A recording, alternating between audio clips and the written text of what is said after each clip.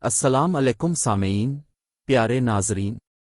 آج ہم خواجہ ناظم الدین کی شاندار زندگی اور کیریئر کو تلاش کرنے کے لیے ایک سفر کا آغاز کر رہے ہیں، جو ایک سیاستدان ہیں جنہوں نے پاکستان کی تاریخ کی تشکیل میں اہم کردار ادا کیا۔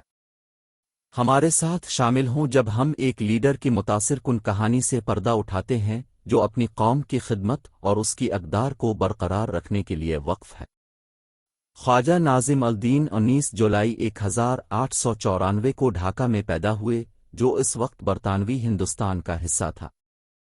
عوامی خدمت کی تاریخ کے ساتھ ایک خاندان سے آنے والے، وہ ابتدائی عمر سے ہی تعلیم، قیادت اور سماجی ذمہ داری کی اقدار سے آشنا تھے۔ اس کا تعلیمی سفر اسے آکسفورڈ یونیورسٹی لے گیا، جہاں اس نے اپنی صلاحیتوں اور ذہانت کو نوازا۔ سیاسی مصروفیت اور تحریک آزادی میزبان صغیر پاک و ہند میں تبدیلی کی ہوائیں چلنے کے ساتھ ہی خواجہ ناظم الدین برطانوی استعمار کے خلاف آزادی کی جدوجہد میں سرگرم ہو گئے۔ اس نے خود کو آل انڈیا مسلم لیگ کے ساتھ جوڑ دیا، مسلم کمیونٹی کے حقوق اور امنگوں کو محفوظ بنانے کے لیے محمد علی جناح جیسے روشن خیالوں کے ساتھ مل کر کام کیا۔ ناظم الدین کی پاکستان کے لیے لگن غیر متزلزل تھی۔ انہوں نے صغیر میں مسلمانوں کے حقوق کی وکالت کرنے میں اہم کردار ادا کیا، جس کا اختتام 1947 میں پاکستان کے قیام پر ہوا۔ ان کی انتھک کوششوں اور قائل سفارتکاری نے انہیں اس تاریخی تبدیلی کا ایک اہم حصہ بنا دیا۔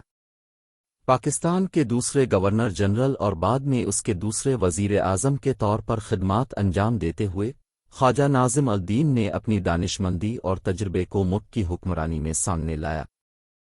ان کا دور اتحاد اور استحکام کے عزم سے نشان زد تھا، جب وہ ایک نئے بننے والے ملک کے چیلنجوں سے گزر رہے تھے۔ ناظم الدین کی قیادت میں جمہوری اصولوں اور انسانی حقوق کے احترام پر زور دینے کی خصوصیت تھی۔ اس نے مذہبی آزادی کی حمایت کی اور ایک ایسے معاشرے کے لیے کام کیا جہاں تمام شہری اپنے پس منظر سے قطع نظر ہم آہنگی سے رہ سکیں۔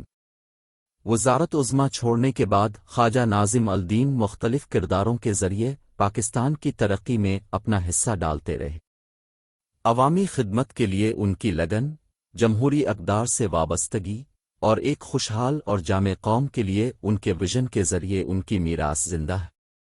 اور آپ کے پاس یہ ہے خواجہ ناظم الدین کی دلفریب زندگی اور شاندار کیریئر۔ ایک طالب علم کی حیثیت سے اپنے ابتدائی ایام سے لے کر پاکستان کے ابتدائی سالوں میں ان کی قیادت تک، ان کا سفر لگن اور خدمت کی طاقت کا ایک متاثر کن عہد ہے۔ جیسا کہ ہم ان کی زندگی پر غور کرتے ہیں، کیا ہم ان کی مثال سے متاثر ہوں اور سب کے لیے ایک بہتر مستقبل کے لیے کام کریں؟